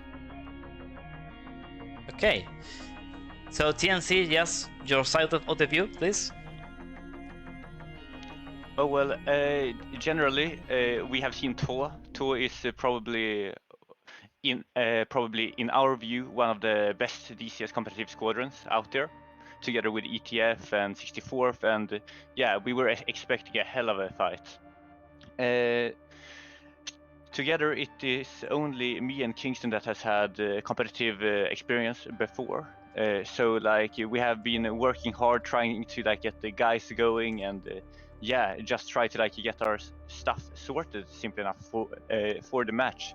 But yeah, we knew it was gonna be a very, very hard one. They all were incredibly nervous on our side because they've never done it before. They were all panicking, you know, they were pressing buttons that they shouldn't have been and all sorts of stuff, so they were in a bit of a state. But eventually they got into it, and we knew what to expect from TAW because, like Tail said, they are one of the best, and we knew that we were going to be on a hiding to nothing. But we knew it was going to be a learning curve, so we knew that we had to try everything I've learned, everything Tail's learned, and teach them. And I think that having a fight against TAW has been quite an eye-opener for some of the others, that it can be both fun and educational as well, because we're going to look through the Tacviews afterwards and we're going to learn from TAW and only get better from here. Okay, so I'm going just to go right now. Of course, I have told the viewers that they can ask you guys any question they want, and the first question comes from Derdo, and is asking me to ask to TAW team. Okay, what drinks did TAW get served after I looked at these landings? Well, you know, we're all from different areas of Europe, so I'm sure it's a few different drinks in there, but yeah, some dodgy landings and some dodgy Tokyo drift at the end there, I think. I mean, they were a thing. Yeah. Also, we have another question in this regard towards TAW, and how often do you train? It kind of depends, really. I mean, obviously, as we come up to the matches, we tend to train quite a lot, so that we're all ready, and yeah, we can train different things. So yeah, it's I suppose when we're not in tournaments, it tends to be a bit less. But yeah, usually, obviously, like right now, we're training quite a lot. Also, I mean, it's interesting to know. Sorry, continue. I was just going to say, obviously, it's a bit of a cliche, but yeah, practice makes perfect. Yeah, in fact, we were talking, both Titanfire and I, we were talking in the previous match between 343 and DCS half, that's the defining factor for any kind of match, you know. That's the experience that you get for training and just getting in every day and bit by bit just polishing everything out. Yeah, definitely agree. Also, I am also very interested to know, TMC, you guys, apart from trying to win the memes wars over TACT21 Discord, that I know, we all know you are the overall winners, but I also want to know what's your training? I mean, how much time do you invest into training? So it's a bit difficult for us because TMC was founded on the principle that it was going to be a relaxed squadron with no set requirements for attendance or anything like that, because, you know, real life gets in the way. So there's no actual set training schedule. We just fly when we can. flying as a massive group of 6 people is quite rare for us. We don't do it very often. In fact, I think today was probably the first ever training match we ever had before we did the proper fight with TAW. So yeah, our training is a bit hit and miss, if I'm honest. We try and train at least properly once to twice a week, but it doesn't always happen. Yeah, I mean, me also being one of the team leaders of UCW, I do understand how hard it is to get all guys together and train. And also when you said from all around the world with way to different time zone and time frames, it's very, very, very hard to sort that one out. We all know that. But anyway, guys, so far from the viewer side, from the Twitch chat, we are not getting any kind of extra questions, but there's something that I wanted to ask you both, guys. So, who do you think will win TACT21-1 tournament? I think it'll be like Seccond was, and I think it'll be between TAW and the 64th. Because they've got the most experience in 6v6s from Diamond, and that's what the Diamond League came down to. It was TAW versus 64th, and I think it'll be a repeat here. Spectrum, do you have any kind of guess? Yeah, I mean, it's hard for me to guess because I know there's some really awesome teams out there. So yeah, I honestly couldn't say at the moment. Obviously, we're confident in our ability, but yeah, I wouldn't want to say us and sound arrogant. So yeah, I think there's loads of really good teams out there. So we'll see what happens as the tournament progresses. Okay, and so far, okay, Derdo asked me, as TNC, what do they take from this match, and what do they have to train more? And that's something I want to ask both teams, by the way. Okay, so I think in our post-completion little chat we had, a lot of the lads feel they need to train on their situational awareness more. They need to practice their cross-targeting more and their notching more. That's definitely something we need to work on. And I think we need to work on more flying as a team. Would you agree, Tao?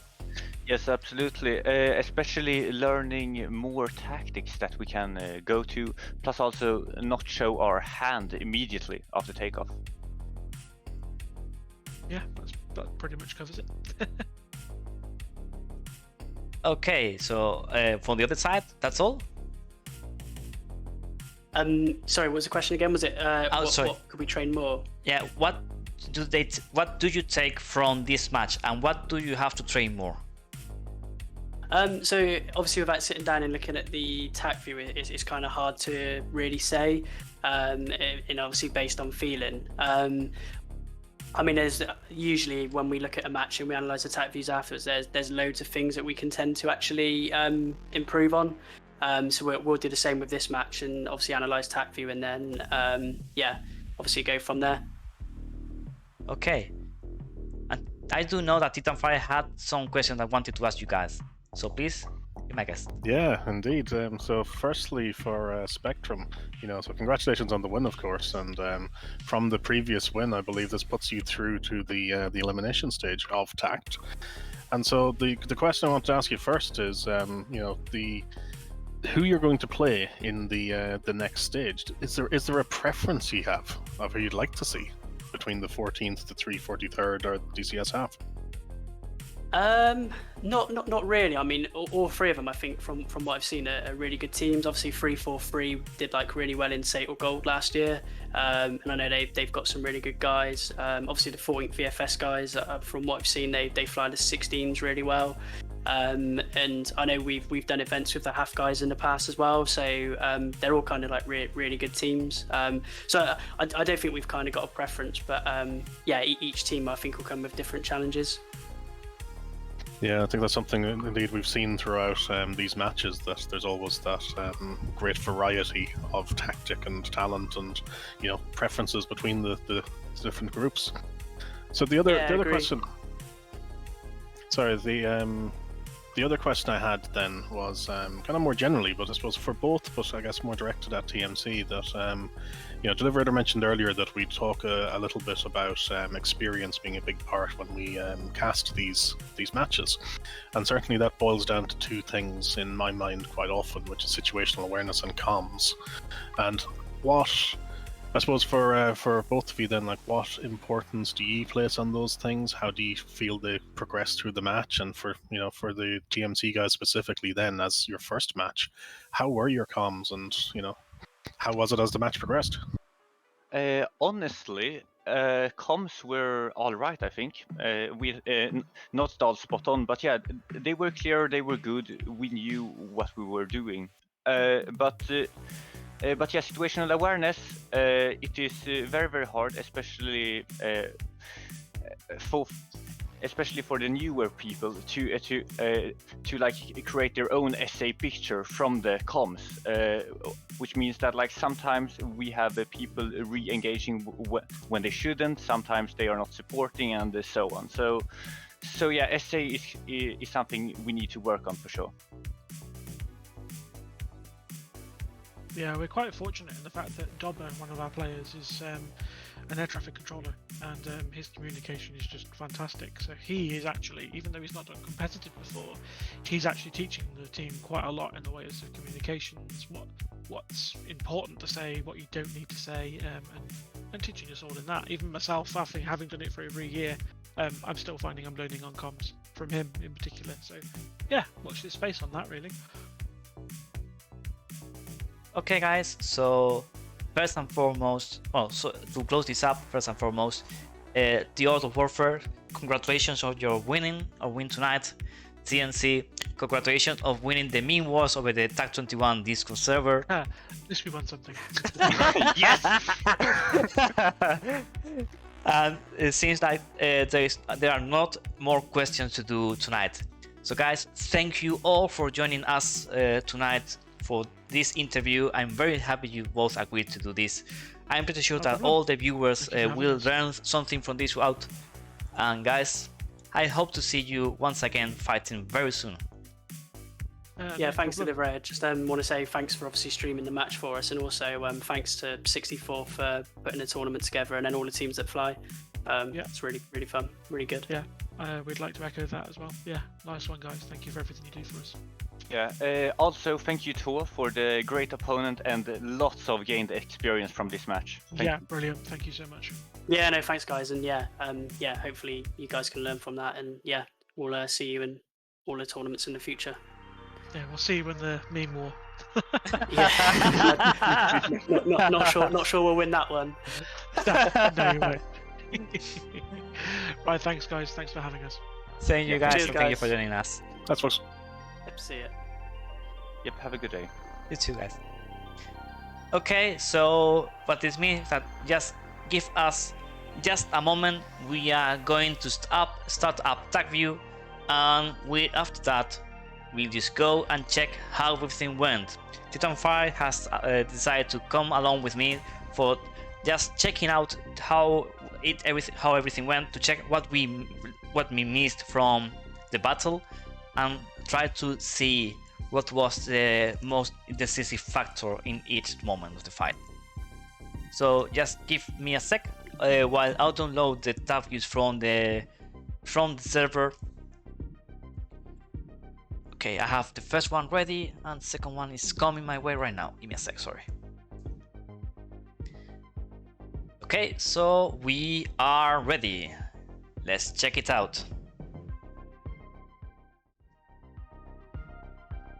Okay, and this has to go out. Okay. Okay, fine, gents. Let's check first round, shall we? So of course we have this. If you could share a screen with me too, please, sir. Yes. Well, my bad. Sorry. That's all right. You've been doing a lot this evening. Well, we've been doing lots of things together. I mean, I think I spent more hours with you today than I spent alone. So, well, that's something to say. And just as a reminder, while we are just getting ready all the Tacview, do you remember Titanfire? Do you have at least at hand which are the matches for tomorrow?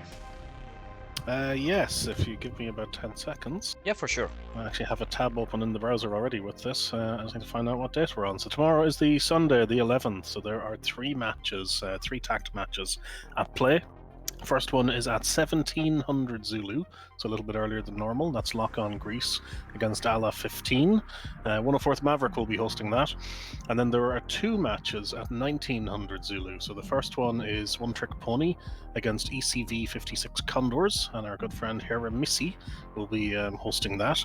And the second match at 1900 Zulu, so the third of the day, is Alamo versus Leading E. Tricker was down to stream that, but I've just seen in our TACT streamer channel is unfortunately not able to at the moment, so that is TBD who will be streaming that. Okay, perfect. So you guys know that tomorrow we'll be having more action, so be sure not to forget that. You can see we are just finishing up in this week and the following one, if I'm correct. Well, no, sorry, I think we have like 2 more weeks for this group stage, and afterwards we will go to the elimination stage. That wasn't it, right? That's correct, yeah. So next weekend then, on Saturday, there are 3 matches. 1 match on Sunday the 18th, and then the following weekend there's 1 match on Saturday and 1 match on Sunday. And that wraps up the group stage of TACT21-1. Okay, so guys, stay posted with that, because right now we are going just to do an overview of how this first round went. Let's check the Tacview, shall we? Okay, first, we do know that since the start, TMC... Well, first, sorry, before we start, let me do a shout out for the new followers that we had since 1 hour ago that we had the match, sorry. So we have 104th MO Gas, Captain Warren, Raccoon, also from 104 CDT, Dark Thorian, Star 527A, and Easy. Welcome you all to this Twitch channel. And now let's go for the first round of this match between TMC and TAW. But first, let me put my cursor on the screen so you all know what I'm pointing at. Okay, now it's working out. Okay, so in this first part, what we were a bit surprised is that TAW decided to clump all together, and it was not up to the point where they were like, you can see 88 miles out from TMC, that they decided to start spreading out. Just so you all know, from the side of TMC, what this means is that they don't know where each one of them is going to go out. So it's very, very hard to sort out the enemies. What this means that it is not up to this point that they can start assigning who is going to shoot each one of them. So this tactic is very good to make things complicated for the enemy team. Of course, what we saw that it was immediately followed by a notch. The entire team went to the notch, and that's at mile 65. This is done in order to just be sure that the 14s don't track their finishes towards the allies, so this first encounter they don't take a loss from these 60 plus shots from the 14s. Yeah, I think there's another good thing to point out there, which is that notch effectively they all go into. If you see where they split, the initial bearing, you had a couple of jets tracking west, a couple of jets tracking east. You know, you make the point that they're all one group and it's difficult to assign targets. But when they start spreading, you know, people will start going, okay, well, I'll take the one now on the left and I'll take the one on the far right. But when they do this switch, all those targets now shift position, so they almost have to resort again. So again, it's a difficult one for the opposing team when they do that type of maneuver. It's also impressive just to look at. I think that's what's really nicely done. Yeah, for sure. I mean, this kind of, I mean, you can see it was even followed by just all guys turning out cold from TAW side, and just only one airplane, Frosty, that's coming in hot. And that's something that's not easily seen, you know. Yeah, the coordination of movement there speaks volumes to, you know, to TAW's flying and their coordination and their comms in particular. So, not surprising at all. It's just lovely to see it. Yeah.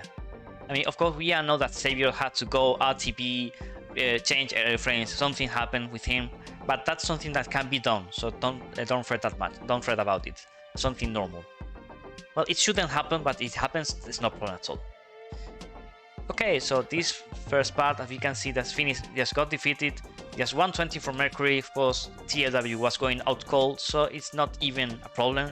we have more 120s from Zephyr and Beanbag. Of course, this one from Beanbag is a bit dangerous. It's shot at mile 18 while Diren is turning hot.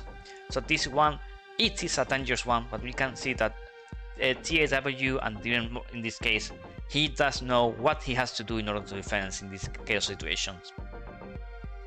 But this 120 from Tail is not even anything to be worried about. You can see that PTS went cold and that was it. Okay, so what more will we have over here? Of course, you can see that in this first iteration, that TAW, as we said initially, they almost didn't shoot any kind of fox trees whatsoever. They were just making TNC, wasting their missiles, just playing it very safely. Of course, they do know what they can do and what they cannot do in order to stay safe. And that's something all teams need to know. All teams need to know their limits and to know where they can commit, where they cannot, what are the strengths and what not. And that's something that only experience can help you tell. Yeah, so the first kill we're looking for here is Diren against Dobber. Yeah, that's here on below area. Okay, let's check this. Oh no, this is not even the kill. As you can see, it's very close by. Pretty close. Very close by. Okay, but let's check. Well, the good part is that because Titanfire is such an organized guy, he does have the list of the kills, so we can look for them almost in order, in fact. So that's perfect. Yeah. So we can check this first fox tree from Diren towards Dobber at mile 8 in this case. Of course, Dobber did try to kill off Diren, but Diren just managed to fire off first and went for the notch towards the ground first. And in this case, Dobber did try to run the missile, but we all know that at mile 10 or lower, this is not something you can do, more so at mile 8. You have to go down for the notch, that's all, with current fox tree implementation. There's no other way around. Okay, in the northern side we can, this is the western side, sorry. So just so you all know, this arrow here that I didn't know until Titanfire noted this one in the previous stream, this shows the north, okay? This one arrow. Oh, you click this one. Oh, well, I learned things on the go. We're all learning Tacview things today. yeah. We are learning also. Oh. Okay, so let's check over the western side. Tail did send out nice SC-10, but Breach managed to defend that one. Of course, Breach was sailed. He did manage to defend that one, but we have an interesting exchange here on the top westernmost side. Zephyr. Yeah, Spectrum against Zephyr is the next kill then. Yeah. So again, at mile 10, we can see, not even mile 10, mile 9, Spectrum did fox tree Zephyr, but of course, Zephyr did turn towards Spectrum in order to shut him down. But what did manage was only to get him killed, because then he did try to go for the notch, but he was way too high at this moment and way too close in order to defend this missile. So of course, he didn't manage to defend this one, while Spectrum, he was just up to the ground, very close by, and managed to defend this one pretty easily. Yeah, key thing for me there is that Spectrum fires, and immediately then, because of the range, it's active off the rail practically, is going straight for the notch, just getting ahead of the missile. He's preempting what's coming off from Zephyr. Whereas by the time Zephyr fires, like, Spectrum's already in the beam. You know it's never going to hit. Yeah, for sure. Okay, have we missed anything about this middle area? No. Nope, next kill then is Luminary versus Kingston. Okay. Down the other side again. Let's check. Seems to be this one? No. Just there. This one. Luminary versus Kingston, you are right. Let me change one setting here. Okay, this is going to look better now. Okay, so next kill is this one. We can see that Beanbag did try to push some pressure towards Luminary. Mile 10 shot, but of course Luminary did manage to defend that one, as well as Beanbag. But now Kingston, we are not the 14s, don't have that good of a SA situation due to not having a dedicated SA page And if you fly alongside a human Rio, then you can have a sort of SA page. Not the perfect one, but some sort of SA page that will help you out. But of course, in this situation, Luminary just managed to put a 120 at mile 7, and this is very, very hard to defend. We can see that Kingston did try to go for the notch, but of course, 14s are capable of outrunning everything given enough time. But in this situation, very close by, you cannot outrun any kind of 120 watt server. And that's the second kill from TAW, and at this point, no, second or is third kill? That's the third, yeah. And the fourth kill then is Luminary here again against Beanbag Ninja, so in the same area. I think it's almost immediate. Yeah, let's check this one out. Okay, 120 from Beanbag, didn't track. Oh, I remember this one, that's right. So Beanbag did send one out, but didn't manage to track Luminary, and then Luminary just send it one 120 towards Beanbag area, and Beanbag did try, but didn't manage to outrun towards the ground the 120 sent by Luminary. Of course, Beanbag did try also to hit Luminary with his 120, but Luminary, as we saw during the live mission, he did manage to make this missile go stupid and go towards the ground. Yeah, I'm just seeing, by the way, in your stream chat, Kingston replying that he didn't know that that Luminary was there when he was extending in the Tomcat. There was an AMRAAM behind, I suspected, that was probably causing chaos with the RWR and his SA. Yeah, but this is the so one. I think he was running Luminary. away from that directly into Luminary, yeah. Yeah. So it was unfortunate. I think that AMRAAM came as a surprise then when the RWR went off. Yeah, that's a real pity, by the way, because you did have a good position here to send a Force 2 towards Luminary and at least make him try to pay for committing that hard towards you. That's a real pity, mate. Okay, what more do we have? I think the next kill should be in this area, wasn't it? Yeah. Yeah, Frosty versus Tail. That's it. And the final one is Preacher against Mercury. Yeah, of course, we are just rewinding for a sec.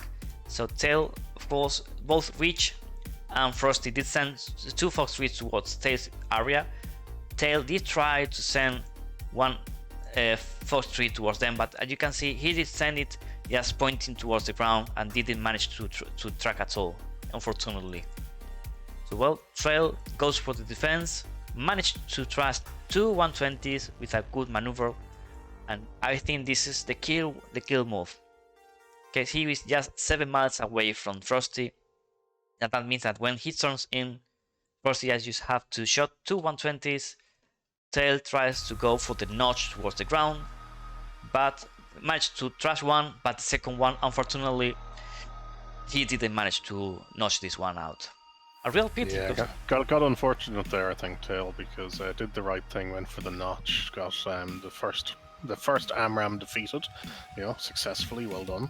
And then, it's almost rare to see someone do a double tap like that and throw a second one, so unfortunate.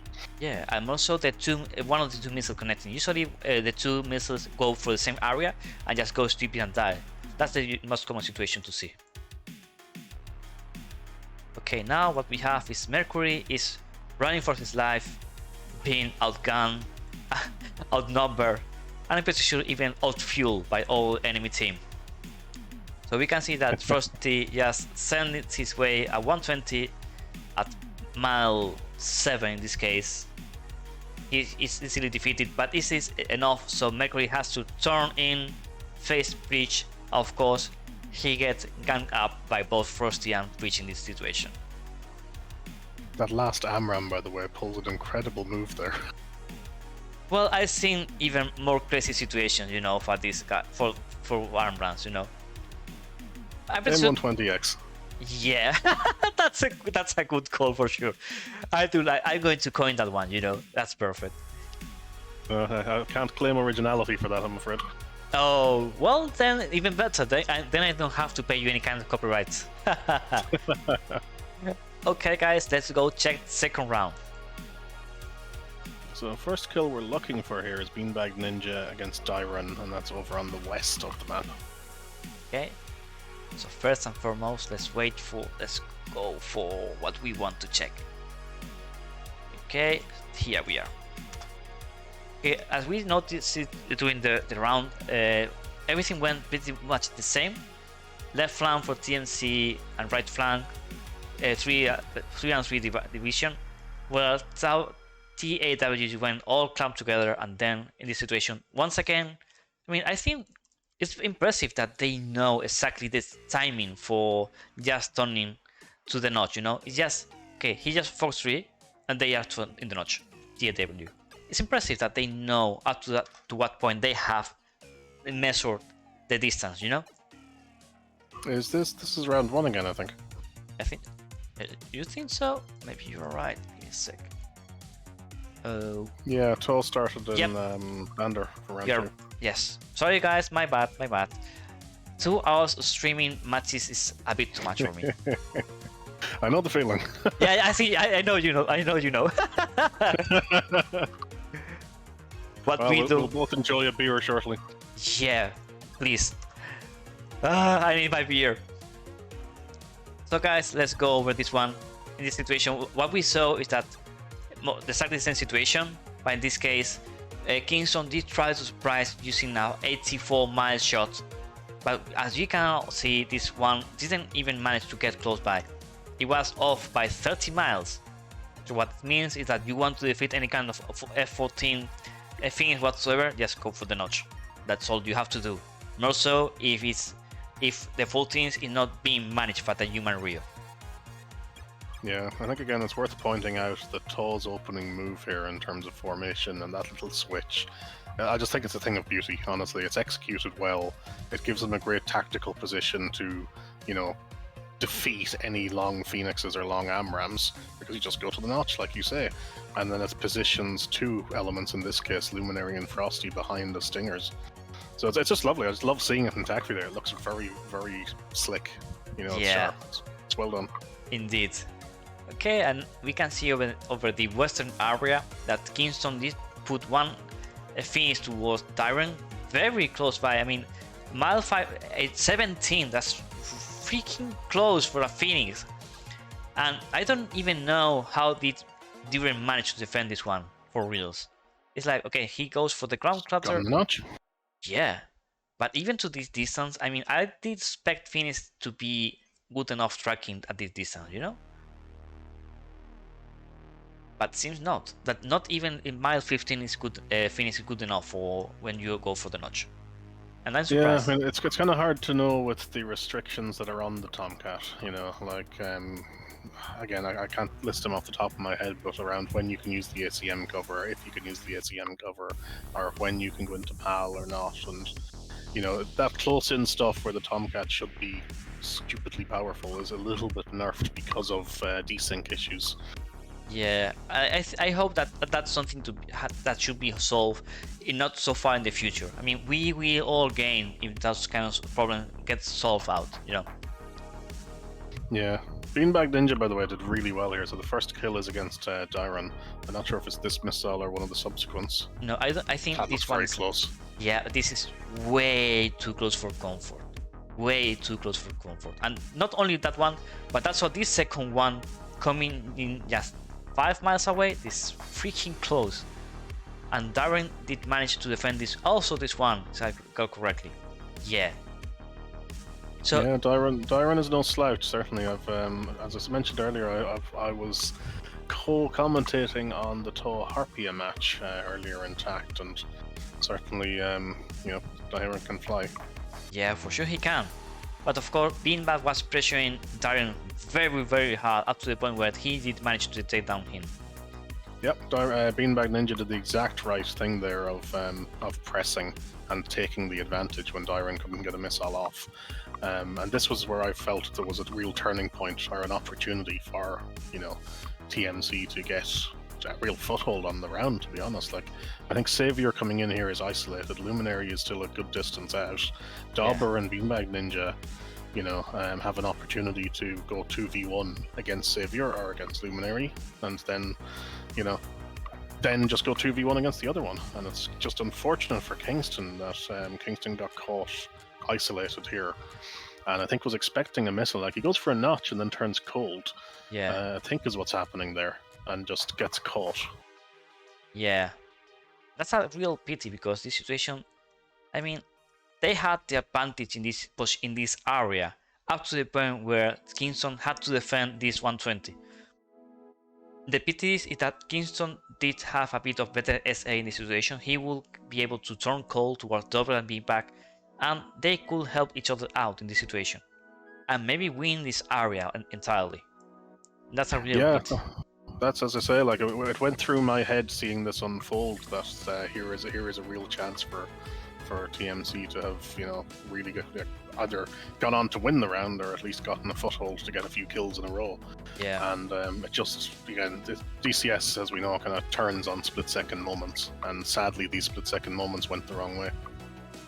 Well, that's the beauty of the PvP tournament entirely. So, well, that's why oh, I do remember this one. There's a split-second moment. Well, yeah, this is the moment where, okay, everything Chipstorm come into TMC. This is a real pity. I mean, 2 post-3 and mile 9 shots from Xavier towards both Dober and Being Back Ninja, and both are defending correctly. Oh, this is why. Being Back did turn hot, and that's enough to get killed in this situation. It's turned back in too soon. Yeah, way too soon. Dober, I think, similarly kind of tried to notch and then turned back in too soon as well. Or didn't find a notch. I can't actually see it fully, but yeah, he was notching initially, but then he did try to turn hot. Yeah. And then, well, bad luck for you, mate. That was all. Yeah, that was just, it was great shot from Xavier. Like, you know, obviously that was DWS getting the 2 AMRAMs. I'm imagining maybe they were just mad dogged in the area. You know, I'm imagining they were DWS, but it's a very quick recommit, to be honest. He gets the missile on Kingston and then turns in and gets missiles off very quickly. So could well have been quick mad dogs. It's hard to know. I mean, Xavier did a heavy clutch in this area. I mean, he did take down the entire side alone. Yeah, 3 kills in about 30 seconds. Yeah, I think even less. I mean, it's 55, and now it's just 42. So 1 minute in just 50 seconds, wipes out half of the enemy team. That's impressive. Very good job here, Xavier. Very nice job. And then similar thing happens on the other side with Spectrum. Spectrum goes on a killing spree against Mercury, then Zelfer, and finally Tail. Yeah, I can see this Fox 3, sorry. So of course Mercury was defending this missile from Toshi because he did Fox 3 breach, but of course he did manage to defend that one. And of course Mercury was defending this one, and even if he was almost notching Spectrum, sorry, seems like he didn't notice this one, and then he did turn hot for Spectrum, and that was good enough for getting himself killed, not going for the notch, going down below the ground. Yeah, probably didn't even know the missile was coming. I think like the way he was defending it against Frosty, he was just flying into a hostile area and possibly didn't realize it. Yeah. Kind of the same thing that happened Kingston in the first round, just, you know, you get surprised when someone shows up where you're not expecting them. Yeah, that's it.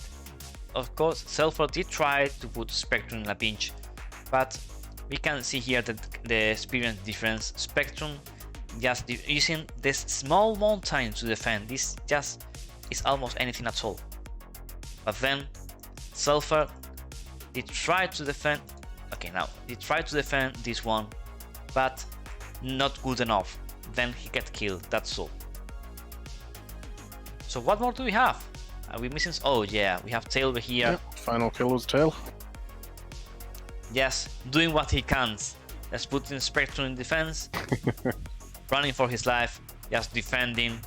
Oh, this I didn't expect this kill at all. Oh, but this is a mile 7 shot. Yeah, well, this is easily done. Of course, Tail doesn't have anywhere up to round. We cannot see. But well, guys, this is everything for these 2 rounds between TAW, the Art of Words, against TMC, the Motley crew. So guys, thank you for coming. Also, thank you Titanfire for joining me up in this stream tonight after your stream. It's been a heck of a ride this afternoon. It has. It's been a pleasure. But again, thank you for joining me in mine. So happy to return the favor. Yeah, anytime you need, as per usual. So for all our viewers, be sure to hop into tomorrow's matches.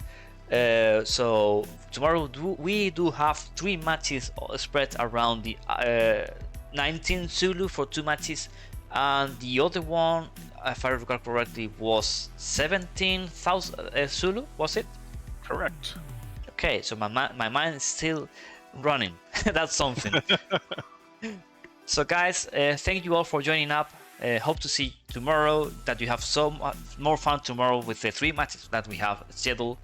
And we'll see. I will be seeing you for next week match. And guys, have fun. Thank you once again, Titan5, for joining me. And see you next time, guys. Bye bye.